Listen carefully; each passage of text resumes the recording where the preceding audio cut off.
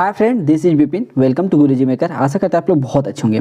तो फ्रेंड, जो बिहार विशेष शिक्षक भर्ती की पात्रता परीक्षा है या हम स्पेशल एजुकेटर की कहें तो उसके रिगार्डिंग जो पांचों सब्जेक्ट आपसे पूछे जाएंगे वहाँ पे हम लोग उसका डेली बेसिस पे प्रैक्टिस सेट कर रहे हैं। अभी तक देखा जाए तो हमने लगभग सब सब्जेक्ट के 4 प्रैक्टिस सेट कर लिए हैं और 5वां प्रैक्टिस सेट जो अभी हमारा चल रहा है। तो इसी क्रम में आज हम बात करेंगे हिंदी के बारे में, जहाँ पे हम 15 पेडागोजी के क्वेश्चन को डिस्कस करेंगे। और हमारा क्वेश्चन करने का तरीका ये रहता है कि सिर्फ हम क्वेश्चन को टिक करके आगे नहीं बढ़ते, बल्कि अगर क्वेश्चन सही हुआ तो क्यों सही हुआ और गलत हुआ तो क्यों गलत हुआ। तो इससे एक बेहतर एनालिसिस के साथ हम आगे बढ़ते हैं, जो आपके लिए बहुत बेनिफिशियल रहेगा। अगर आप चाहते हैं हमारी पिछली वीडियो को देखना तो डिस्क्रिप्शन में हमने अपनी प्लेलिस्ट डाल दी है, वहाँ से आप जाके चेक करिए और पूरी वीडियो देखेंगे तो आपके लिए बहुत बेनिफिशियल होगा। ठीक, तो अब पहले क्वेश्चन की बात करें यहाँ पे, तो यहाँ पे देखिए एक बच्चा अपनी पहली भाषा में सीखता है। तो पहली भाषा किस वातावरण में सीखता है ये पूछा गया।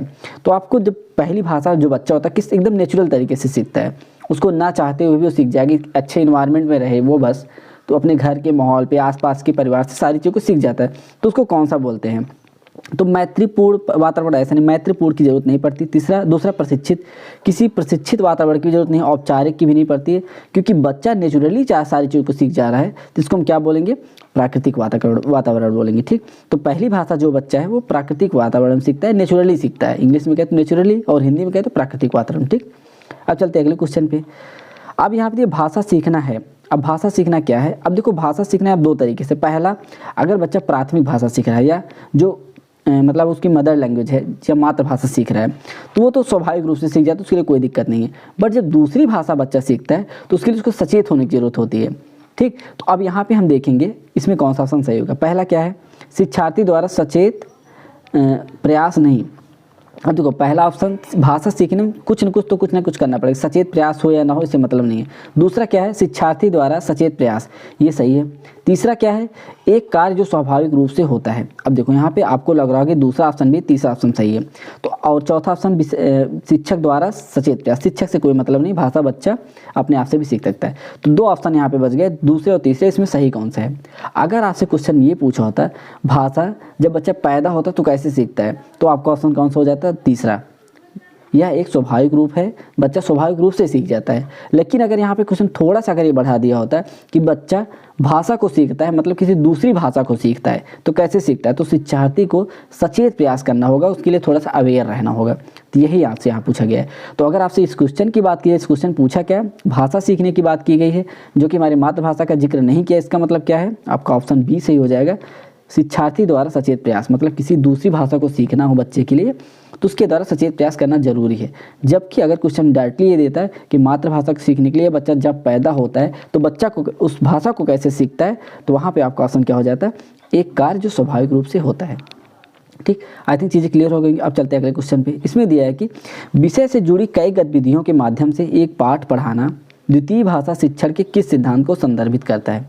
अब इसका सीधा मतलब देखो, कोई एक चीज़ को, मतलब यहाँ एक्टिविटी से, मान लो भाषा की कोई एक्टिविटी करा रहे हो, एक पाठ पढ़ाने के लिए, तो उसकी बहुत सारी आप एक्टिविटी करा रहे हो किसी दूसरी भाषा को सिखाने के लिए। इसका मतलब क्या है? सिंपल मैं अगर आपको बताऊँ, एग्जाम्पल अगर दे दूँ, तो जैसे मान लो आप किसी छुट्टी के बारे में आप बच्चे को पढ़ा रहे हैं। ठीक, छुट्टियाँ क्या होती हैं, तो छुट्टियों के बारे में आप उसकी कोई एक्टिविटी करा रहे हो, उस पर उनसे मौखिक अभ्यास करवा रहे हो। दूसरा, उनको पढ़ा रहे हो, उस पर कह दो कि आप छुट्टियों के बारे में वाक्य लेखन कुछ लिखिए इस पर, या कुछ छुट्टियों के बारे में रचना कीजिए, या छुट्टियों के बारे में कुछ व्याकरण के बारे में बता रहे हैं, या कुछ अनुवाद के बारे में बता रहे हैं, या भाषा अभ्यास कर रहे हैं। तो बहुत सारी चीज़ें करवा रहे हैं छुट्टियों के बारे में। तो यही तो होगी ना भाषा की गतिविधियों के माध्यम से, और वो भी कई गतिविधियों के माध्यम से। तो जब इस तरह की चीज़ें आ रही हैं तो कौन सी, यहाँ पे कौन सा ऑप्शन आपका सही होगा? तो यहाँ पे ऑप्शन आपका बी सही हो जाएगा, क्योंकि यहाँ पे दिया है कि दृष्टिकोण की एकाधिक रेखा, एक से अधिक तरीके से आप अगर चीज़ों को कराए तो यही आपका सही हो जाएगा। ठीक, तो संरचनात्मक दृष्टिकोण देखा जाता है, आपको लगेगा ये सही है, बट संरचनात्मक इसलिए नहीं होगा क्योंकि अगर यहाँ पे कहता है एक्टिविटी बेस कोई शिक्षण दे रहा है तो अलग बात थी, लेकिन यहाँ पे भाषा से रिलेटेड जो एक्टिविटी है उसकी बात कर रहा है, तो यहाँ पे हो जाएगा दृष्टिकोण की एकाधिक रेखा। ठीक, अब चलते हैं अगले क्वेश्चन पे। यहाँ पे छोटे उदाहरणों से छात्र आसानी से लंबे वाक्यों को आगे बढ़ा सकते हैं। मान लो अगर उनको छोटा मोटा थोड़ा सेंटेंस आ गया बोलना तो बड़े सेंटेंस में आसानी से पहुंच जाते हैं। यही इसमें पूछा है। तो ये क्या है? तो ये एक तरह का मूल पैटर्न है, मूल वाक्य पैटर्न में वर्तमान भाषा। ठीक, जैसे अगर इसके बारे में थोड़ा सा हम डिटेल में समझें तो बच्चा क्या प्रतिदिन छोटी छोटी चीज़ों से बात करता रहता है। फिर होता क्या है, एकाएक धीरे धीरे जब वो चीज़ें करता रहता है, आसानी से लंबे लंबे वाक्य बनाना शुरू कर देता है। बच्चा जब पैदा होता है तो पहले कहता है खाना खाता है, खाना खाना है, दूध पीना है, पानी पीना, लेकिन फिर धीरे धीरे उसके पास बहुत सारे सेंटेंस, धीरे धीरे अपने सेंटेंस को लंबा करता चला जाता है। ठीक, तो इसको क्या कहा गया, इसको क्या कहते हैं, मूल वाक्य पैटर्न में वर्तमान भाषा। ठीक, ध्वन प्राथमिकता नहीं होगी। भाषा प्रयोग द्वारा भाषा की आदत से कोई लेना देना नहीं है, फिर व्यक्तिगत भिन्नता से कोई लेना है। तो आपका सबसे बेस्ट ऑप्शन है मूल वाक्य पैटर्न में वर्तमान भाषा। जो आप भाषा बोल रहे हैं उस पैटर्न से धीरे धीरे आगे बढ़ते चले जाएं, तो जो छोटा शब्द बच्चा बोल रहा है कल को बहुत लंबे लंबे सेंटेंस बोलना शुरू कर देगा। ठीक, अब चलते हैं अगले क्वेश्चन पे। इस क्वेश्चन की अगर बात करें, आप देखिए बोली जाने वाली भाषा में डेकोरम किससे संबंधित है। अब डेकोरम का मतलब क्या है, अगर आप कुछ बोल रहे हैं, ठीक, उसको थोड़ा सा अच्छे से कुछ वर्ड ऐसा यूज करें ताकि वो आपका वर्ड बहुत अच्छा लग रहा है। मतलब देखो डेकोरम किससे संबंधित है, अगर देखा जाए तो डेकोरेट से। ठीक, तो हम लोग क्या कहते हैं, डेकोरेशन कर रहे हैं ना, मतलब चीज़ों को सज्जा दे रहे हैं, बढ़ा रहे हैं। तो अगर अपने वर्ड में, अपने सेंटेंस में आप कुछ बयानबाजी करें, किसी मतलब होता है नीचे, मान लो हम कुछ किसी से बात कर रहे हैं और वहाँ पे कह दें कि छोटन में देखन में छोटन लगे घाव करे गंभीर, तो वहाँ पे आप कविता की यूज़ करें, बट आप उस कविता से भाव समझा दे रहे हैं। तो क्या हो गया, डेकोरेट, अपने सेंटेंस को डेकोरेट करें। जैसे मान लो कोई व्यक्ति बहुत दिखने में छोटा है लेकिन बहुत बड़े बड़े काम कर रहा है, तो आप यहाँ पे ये बोल देंगे, सब समझ जाएंगे हाँ इनका कहने का मतलब क्या है, तात्पर्य क्या है, और उनका वर्ड जो है डेकोरेट हो जाएगा। तो यही मतलब उसका। तो क्या उपयुक्त इशारे कर रहे हैं ना, किसी के बारे में उपयुक्त इशारे कर रहे हैं वो, कि देखन में छोटन लगे घाव करे गंभीर। ठीक, तो ये चीज़ हो जाएगी। ठीक, अब चलते हैं अगले क्वेश्चन पे। इसमें दिया कि व्याकरण के शिक्षण में शिक्षार्थियों को मदद मिलती है। जब व्याकरण के शिक्षण से अगर विद्यार्थी व्याकरण पढ़ रहा है तो उसको सबसे ज़्यादा फायदा क्या होता है। पहला क्या है, फोनेम के अंतर में, ऐसा नहीं है, फोनेम मतलब जो फोनेटिक्स वहाँ पे यूज होते हैं उसकी बात हो रही, तो ये गलत हो जाएगा।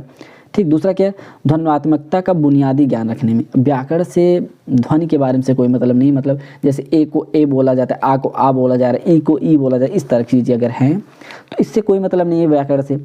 तीसरा क्या है, एक अच्छा संवादी कौशल रखने में। अब ये सबसे बेस्ट ऑप्शन है, क्यों, क्योंकि अगर हम भाषा को सही से बोल पा रहे हैं, ठीक, या अगर हम व्याकरण को जान लेते हैं तो हम अपने लैंग्वेज को और अच्छा सुधार सकते हैं, अपनी भाषा को और अच्छा सुधार सकते हैं, कौशल वहाँ सीखते हैं। तो क्या होता है, एक अच्छा संवादी कौशल रखने में होता है। ठीक, चौथा ऑप्शन गलत मत, क्यों, क्योंकि भाषा की संरचना को जानने में, भाषा की संरचना थोड़ी हम जानते हैं व्याकरण से। अगर व्याकरण आप जान गए, देखिए भाषा का मेन काम क्या है, आपका बोलना, आप जो बोल रहे हो अगला इंसान समझ पाए, और जो अगला इंसान कह रहा है आप उसको समझ पाओ, यही आपका भाषा संवाद होता है। अगर आप भाषा का कौशल रख रहे हैं तो बस इतनी चीज़ आनी चाहिए। तो अगर आप उसके दौरान व्याकरण सीख रहे हैं तो क्या होगा, आपकी भाषा और अच्छी हो जाएगी। तो क्या हो जाएगा, एक अच्छा संवादी कौशल रखने में आप सक्षम हो जाएंगे। ठीक, अब चलते हैं अगले क्वेश्चन पे। इस क्वेश्चन की बात करें, इसमें दिया कि निम्नलिखित में से किस विधि का सिद्धांत व्याकरण के नियमों को याद रखना है। ठीक, अब व्याकरण के नियमों को याद अगर रखने के लिए कौन सी भी सबसे अच्छी होती है। अब देखो व्याकरण नियम याद करना बेकार होता है, संरचनात्मक तो दृष्टिकोण बिल्कुल नहीं होगा। ठीक, क्रिएटिव थोड़ी होता है, संरचनात्मक मतलब क्रिएटिव चीज़ें होती है, तो दृष्टिकोण तो है नहीं, क्योंकि व्याकरण नियम याद करने की बात हो रही है। प्रत्यक्ष विधि ये भी नहीं, डायरेक्ट विधि थोड़ी होता है, डायरेक्टली आप थोड़ी याद कर रहे हैं। तो अगर इसको याद करने का सबसे अच्छा तरीका देखा जाए तो क्या है, व्याकरण अनुवाद विधि।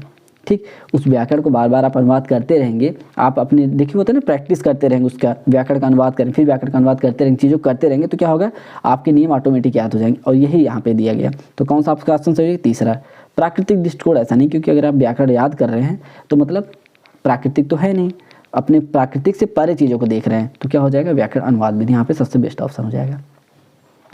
इस क्वेश्चन की बात करें, हम देखिए विविध कक्षा में भाषा पढ़ाने की मुख्य चुनौती क्या है। अगर आप विविध कक्षा का मतलब क्या है, वहाँ पे कोई कमज़ोर छात्र है, कोई तेज छात्र है, कोई गरीब छात्र है, कोई अमीर छात्र, मतलब इंडिविजुअल डिफरेंस है, तो आपको क्या क्या चुनौतियाँ हो सकती हैं। पहला क्या है, शिक्षार्थियों में मिश्रित क्षमता समूह की चुनौती। बिल्कुल सही, क्योंकि जो पढ़ने आया है सबकी क्षमता एक जैसी थोड़ी होगी, तो मिश्रित क्षमता किसी कम आता है, किसी को ज़्यादा आता है, तो ये चुनौती बिल्कुल होगी। दूसरा क्या है, शिक्षण अधिगम सामग्री की चुनौती। बिल्कुल, अगर हर बच्चा अलग है तो सबके लिए अलग अलग टेलम यूज करना होगा। हालांकि ऐसा नहीं कि 30 बच्चे 30 टेलम आप यूज़ करिए, शिक्षण सामग्री अलग अलग नहीं, बट ये होगा किसी एक पैटर्न से 5-6 बच्चे सीख जाएंगे, किसी और पैटर्न से 2-3 बच्चे सीखेंगे, ऐसे होगा। ठीक, तो ये भी सही है, ये भी एक चुनौती है। तीसरा क्या है, पाठ्यक्रम डिजाइन के लिए चुनौतियाँ। अगर आप पाठ्यक्रम डिजाइन को तब भी तो चुनौती होगी ना, क्योंकि डिफरेंट टाइप के बच्चे हैं, तो ये भी सही है। तो यहाँ पे आपका ऑप्शन कौन सा हो जाएगा, उपरोक्त सभी। अब चलते हैं अगले क्वेश्चन पे। इसमें दिया कि भाषा कौशल को बेहतर तरीके से सीखा जा सकता है। कैसे सीखा जा सकता है। चौथे ऑप्शन बात करें, अगर अलगाव से पढ़ाया जाए। अब ये बताओ, भाषा कौशल पढ़ा रहे हो और अलगाव करके चीज़ काट छाट के पढ़ाओगे, या अलग सब्जेक्ट उसको एक मान के पढ़ाओगे, तो समझ में आएगा बच्चों को, नहीं ना, गलत हो जाएगा, बेहतर तरीका नहीं माना जा सकता। लिखित परीक्षा और अभ्यास, लिखित परीक्षा ऐसा कुछ नहीं, ये तो गलत हो गया ऐसे ही। तीसरा क्या है, दूसरा क्या है, चुनौतीपूर्ण अभ्यासों की मदद से। ऐसा नहीं है, एक बहुत अच्छा चुनौतीपूर्ण उनको अभ्यास दे दीजिए प्रैक्टिस करने के लिए, तो बच्चा थोड़ी भाषा कौशल सीख पाएगा, गलत हो गया। तो पहला ऑप्शन यहाँ पे आपका सही होगा ऐसे ही। क्यों, अब इसके बारे में देखते हैं। अब देखिए आप दे दी एकीकृत। एकीकृत का मतलब इंटीग्रेटेड तरीका। इंटीग्रेटेड का मतलब क्या हो गया, किसी एक विषय के साथ अन्य विषय को जोड़ के पढ़ाना भाषा कौशल का सबसे बेहतर तरीका माना जाता है।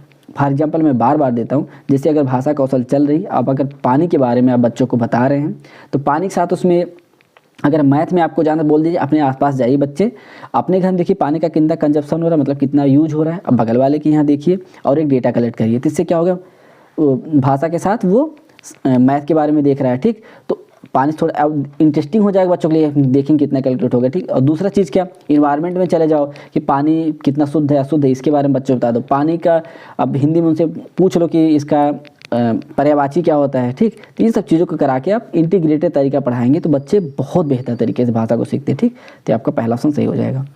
अगर इस क्वेश्चन की हम बात करें, निम्नलिखित में से कौन सा कौशल भाषा कौशल की उत्पादक श्रेणी के अंतर्गत आता है। उत्पादक का मतलब, अब देखो यहाँ पे दो श्रेणी होती है, एक होता है ग्रहणशील श्रेणी और एक होता है उत्पादक। अगर ग्रहणशील जो श्रेणी होता है, इसको हम ग्रहण करते हैं, उसमें क्या होता है, सुनना होता है जो हम सुनते हैं और पढ़ते हैं, तो इससे क्या होता है, इंसान ग्रहण करता है। तो ये किसके अंदर आता है, ग्रहणशील हो गया, ठीक, ग्रहणशील तो पहला हो गया। और दूसरा इसमें क्या, उत्पादक श्रेणी में पूछा है, ठीक। अगर उत्पादक श्रेणी की ये बात किया है तो इसमें क्या हो जाएगा, लिखना और बोलना। तो ग्रहणशील हमारा क्या हो जाएगा, सुनना और पढ़ना, और उत्पादकशील क्या हो जाएगा, उत्पादक श्रेणी क्या हो जाएगा हमारा, लिखना और बोलना, ठीक। आई थिंक ये समझ में आ गए होंगी दोनों ऑप्शन। आपसे अगले क्वेश्चन अगले बार ये पूछा जा सकता है कि उत्पादक श्रेणी ना पूछ के आपसे पूछ ले ग्रहणशील श्रेणी क्या है, तो सुनना और पढ़ना होता है, ये ग्रहणशील हो जाएगा। और उत्पादक श्रेणी की बात करें तो लिखना और बोलना हो जाएगा। अब चलते हैं अगले क्वेश्चन पे।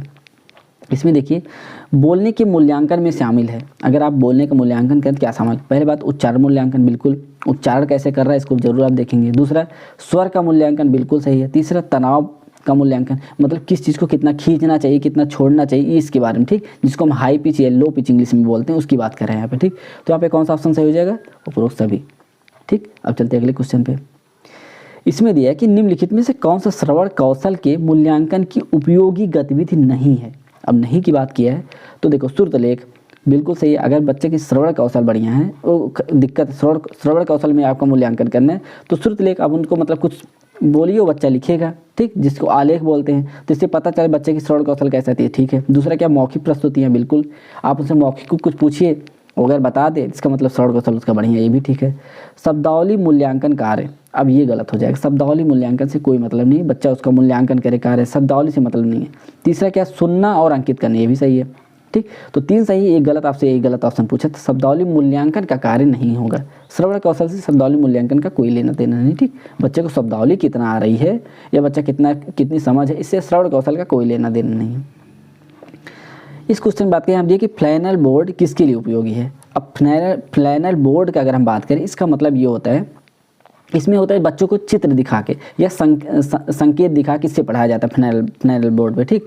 तो ये होता है, तो अगर इस तरह की चीज़ तो कौन सा ऑप्शन सही हो जाएगा, पहला चित्र रचना शिक्षण, क्योंकि इसमें होता है एक बोर्ड होता है उसमें चित्र दिखाया जाता है बच्चों को अलग अलग, ठीक, चित्र दिखाया जाता है या मतलब कुछ संदेश दिखाया जाता है कि किस तरह चीज़ें हैं, ठीक। तो उसको क्या बोलते हैं, फ्लैनल बोर्ड बोलते हैं। तो इसमें क्या होता है, चित्र रचना शिक्षण होता है। तो आपका यहाँ पे पहला ऑप्शन सही हो जाएगा जो कि चित्र रचना शिक्षण है। अब अगर इस क्वेश्चन की बात करें, इसमें दिया कि नई शाब्दिक, यहाँ से शुरू क्वेश्चन, नई शाब्दिक या संरचनात्मक वस्तुओं को सिखाने के लिए संवादों के लिए सहारा के रूप में उपयोग किए जा सकता है। अगर आप कोई नई शाब्दिक या संरचनात्मक वस्तुओं को सिखाना चाह रहे हैं बच्चों को, तो संवाद के रूप में आप सबसे अच्छा क्या उनको बताएंगे, यही बताएगा, ठीक। तो पाठ्यक्रम में गलत माना जाता है, क्योंकि पाठ्यक्रम से सहारा आप लेंगे बस उतना लेंगे जितना आपको जरूरत है, ठीक। तो ये गलत हो जाएगा। संदर्भ पुस्तक, ये भी गलत है। शब्दकोश से तो लेना देना नहीं, तो बचा रियलिया। अब रियलिया तो आहे, ये तो सही है, बट रियलिया का मतलब क्या, आप इसको समझ जाइए, ठीक। अगर रियलिया का मतलब की बात करें तो आपकी ज़िंदगी में जो रोज़मर्रा की ज़िंदगी में जो चीज़ें आप यूज कर रहे हैं उसको रियलिया बोलते हैं। अब देखो रियलिटी आपने सुना होगा ना, रियलिटी मतलब जो वास्तविक चीज़ें हैं, तो उसी रियलिटी से रियलिया बना है। तो जो हम अपने समाज में या रोज़मर्रा की ज़िंदगी में जैसे जो यूज़ करें, जैसे मान लो सिक्का हो गया, अखबार हो गया, नक्शा हो गया, टिकट हो गया, फल हो गया, सब्जियाँ हो गए, फूल हो गए, इन सब चीज़ का अगर आप उपयोग करके नई शाब्दिक या संरचनात्मक वस्तुओं को सिखाने के लिए प्रयोग करेंगे तो बच्चा बहुत आसानी से चीज़ों को सीखता है, ठीक। तो यही आपसे कहा गया है यहाँ पे। तो रियलिया का मतलब क्या होगा, जो हम रोज़मर्रा की ज़िंदगी में जो जुड़ी वस्तुएं हैं जिसका हम यूज करते हैं, साइकिल, अखबार, पेपर, नक्शा, टिकट, फल, ये जितनी भी चीज़ें हैं, तो क्या हो गई, ये सब हमारी क्या हो गई, रियलिया हो गई, ठीक। तो आई थिंक समझ में आएगा यहाँ पे। सिर्फ यहाँ पे दिक्कत ये थी कि रेलिया का मतलब क्या, जो अगर समझ में आओगे तो ऑप्शन आपको ऐसे ही समझ में आ जाएगा। ठीक, अब चलते हैं अपने आखिरी क्वेश्चन में दिया उपचारात्मक शिक्षण 1। अगर उपचारात्मक शिक्षण आप दे रहे हैं मतलब बच्चे को पहले डायग्नोसिस कर रहे हैं, आप देख रहे हैं उसके अंदर कमी क्या है, उस कमी के हिसाब से बच्चों को पढ़ाएं तो उसको क्या बोलते हैं, उपचारात्मक शिक्षण बोलते हैं। जैसे डॉक्टर हम कहते हैं, आप जाते हैं उनको बताते हैं हमको ये दिक्कत है, तो क्या कहते हैं हमारे पहले वो दिक्कत को देखते हैं कि क्या रोग है, उसको डायग्नोसिस कर ले, उसके हिसाब से दवा देते हैं ना, तो क्या कहते हैं उपचार करते हैं। तो वही सेम चीज़ शिक्षण में भी लागू होता है, इसीलिए इसको उपचारात्मक शिक्षण कहते हैं। तो इसका मतलब क्या है, शिक्षण की तैयारी बिल्कुल गलत हो जाएगा। दूसरा क्या है, व्यवस्थित प्रक्रिया, बिल्कुल सही है।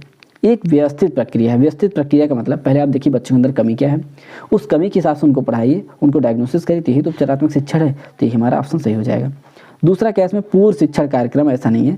हाँ, पूर्व शिक्षण कार्यक्रम है, बट इसमें सिर्फ देख लेते और उसके आगे कुछ ना करते तो गलत हो जाता है। यादृच्छिक प्रक्रिया भी गलत है। तो हमारा दूसरा ऑप्शन सही है, व्यवस्थित प्रक्रिया है, सुसंगठित व्यवस्थित प्रक्रिया है उपचारात्मक शिक्षण। ठीक, तो आई थिंक यहाँ तक चीज़ें आपको समझ में आएंगी। फिर भी कोई कन्फ्यूजन हो तो आप कमेंट बॉक्स में जरूर पूछिएगा और हमें बताइए कि इस 15 नंबर में आपके कितने नंबर सही हुए। ठीक है, और हमारी वीडियो अगर सच में आपको अच्छी लग रही है प्लीज़ ज़्यादा से ज़्यादा लाइक करें, शेयर करें और हमारे चैनल को सब्सक्राइब करें। थैंक यू, जय हिंद।